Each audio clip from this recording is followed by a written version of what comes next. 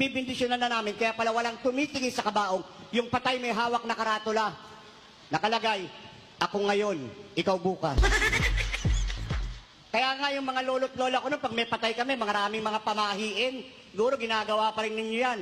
No, kasi nakakatakot yung mga babala nila eh. Bawal daw maglibing ng Lunes. Pag naglibing kayo ng Lunes, walang magbibindisyon, day off ng pare. Hindi, sa totoo, pag naglibing daw kayo ng Lunes, may mamamatay uli sa pamilya nyo. Eh kung tatlo lang kayong magkakapatid, Miyerkules pa lang, ubus na lahi nyo.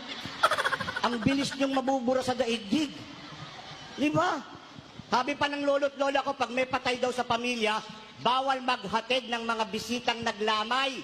Masama yan, may mamamatay uli. Oh, no! Kaya sinusunod eh. Ang babala, laging may mamamatay. Eh sino ba gustong mamatay na sunod-sunod? Ang gastos nun.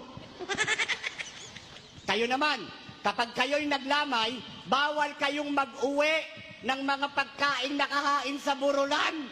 Yung iba pag kinapkapan mo, puno ng boy bawang yung bulsa. May mga butong pakwan. Yung may dalang backpack, merong cup noodles. Siguradong may mamamatay, malamang mapapatay kayo. Eh, namatay na yung mga tao, kinukupit nyo pa yung chichirya.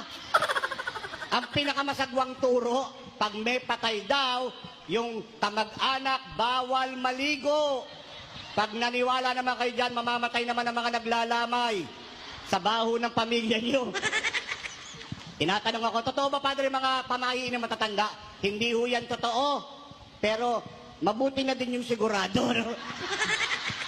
Eh, paano kung mamatayan kayo uli? Ikaw ang sisisihin. Kasi naligo ka. Hindi yan tinuturo ng mga matatanda dahil takot silang mamatay. Ako, hindi ako takot mamatay. Pero hindi din ako nagmamadali. Eh marami pa namang cameraman dito, no? Pwede na silang mauna.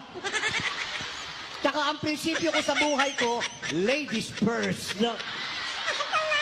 Gentleman kasi ko.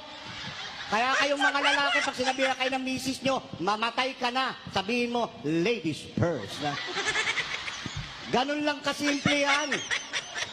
Di ba? Father, I am ready. Pakiulit. Huwag masyadong malakas.